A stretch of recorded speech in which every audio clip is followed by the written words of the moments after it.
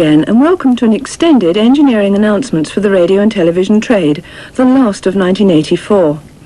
The greater part of this bumper Christmas edition is a nostalgic look back at the 405-line television service, which closes for good in early January.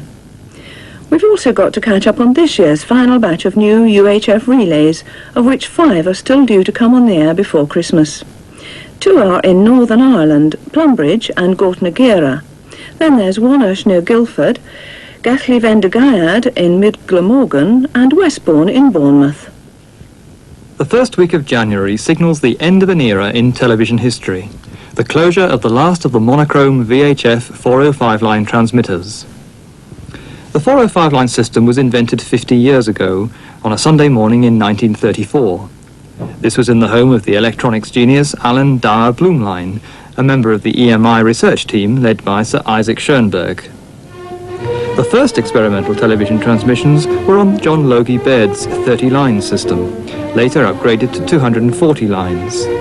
But the rotating mechanical drums and mirrors couldn't compete with the lightweight all-electronic system developed by EMI. The BBC began regular programmes in November 1936, broadcast from Alexandra Palace, Channel 1 in VHF Band 1. The Baird system was finally abandoned some 3 months later. It was in 1954 that Parliament passed the Television Act to set up the Independent Television Authority.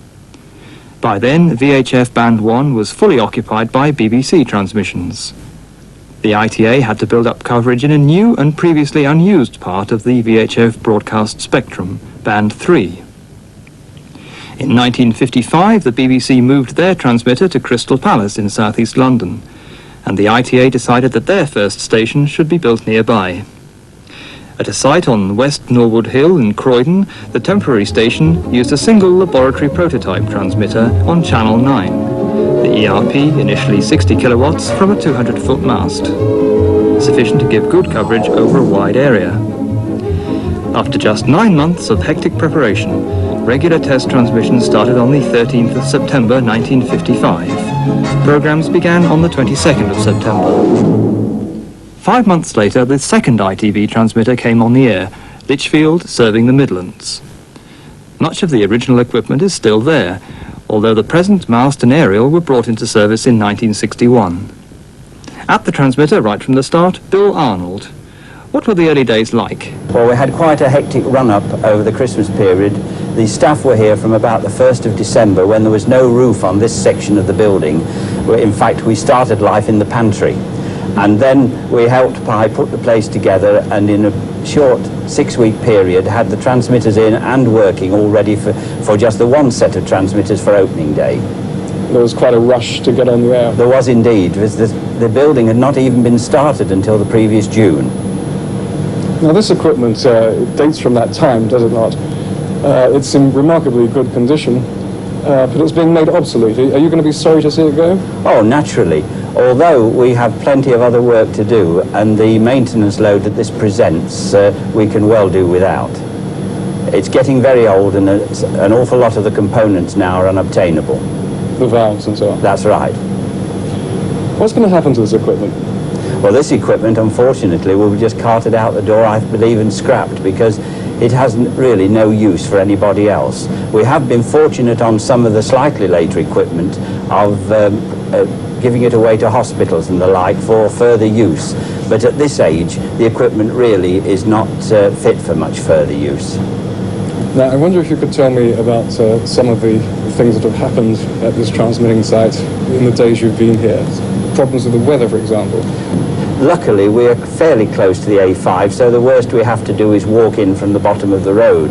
But of course, that was much more critical in the days when we switched it on every morning and off at night and had an evening shift here. These days, of course, television in general is fully automatic. But in those days, we used to have to walk in and obviously start off extra early if the weather was bad in order to switch on in time for the morning test card.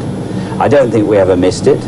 One Boxing Day morning, a main transformer blew up, and there was a wind that things weren't quite right, and one of the engineers actually walked 5 miles in across the fields in the snow.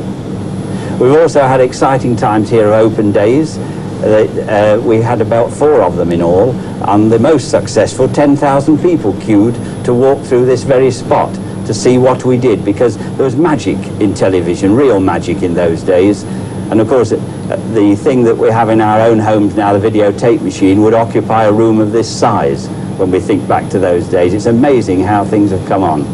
Do you think it's sad that television isn't quite such a novelty these days, that people aren't perhaps as fascinated as they used to be? Naturally I do, because I still like theatre as a novelty against cinema, because of the discrete performance I think adds to it, and the fact that we switched it on every day. We seem to have a much greater personal interest in all that went on. Even though we had nothing to do with the programming, we felt a great affinity to those that did.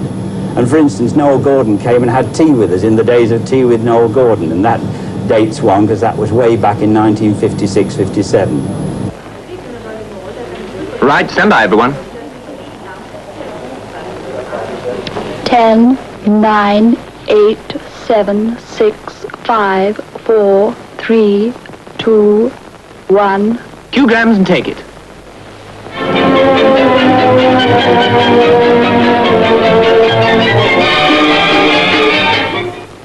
Good evening. Here is the news from ITN. From Cape Canaveral, it's just been reported that following Colonel Glenn's success yesterday, another American spaceflight is to be made in the spring, and further orbits will be made every 2 months this year, and next year a two-man space ride that will last a week. Meanwhile, Colonel Glenn's in excellent shape. This was announced today on Grand Turk Island in the Bahamas, where he was flown last night after being pulled from the Atlantic. He's spending 48 hours on the island having medical checks and being interrogated, and then Stand by, Televison at 5. To Cape Canaveral on Friday for a hero's welcome. Through all the lengthy preparations. I just looking a little longer there with this etching. Are you in a low or a high mood today, Laurie? Always high. We've got to be. Miserable stories we put out. Lou 7, take 1. Cue Hugh. And now for more down-to-earth matters, pay. The big railway unions today formally accepted Dr. Beeching's 3% pay offer. It'll come into force on April the 1st And will mean between 5 and 8 shillings a week. In 1969, all ITV studios switched over to 625 line production. Standards converters were installed at the transmitters, each one using more than 2,000 transistors. The 405 line network had been extended to 47 transmitters, covering 98.7% of the population. But the start of colour on UHF in 1969 signalled the eventual demise of the 405 line system. But even though UHF coverage is now up to 99.5%, what about the few who still watch 405? Brian Rhodes. We are trying to locate these people by having a notice on the screen of the 405 line saying that this service will be closing permanently at the end of this year, and hope that they will write into us and we can advise them to see whether we can help them or not. And what sort of response have you had? We've had very few letters. I don't think we've got 10 letters, believe it or not, at the moment, and we have been telling them that the service was going off since about the beginning of September.